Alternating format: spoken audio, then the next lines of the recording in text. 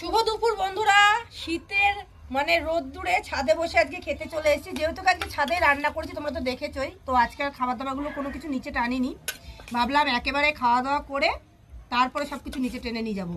কী কী রান্না হয়েছে তোমরা তো দেখেছোই। আর দেখো কালকে আমি বাজার থেকে কত বড় বড় শরবত, এই কী লেবু জানো এগুলো, কমলা লেবু কিনে নিয়ে এসেছে। দেখো লেবুগুলো কত নিয়েছে জানো, এক একটা মানে 8খানা লেবু 50 টাকা দাম নিচ্ছে। আমাদের এখানে ফল খুব সস্তা।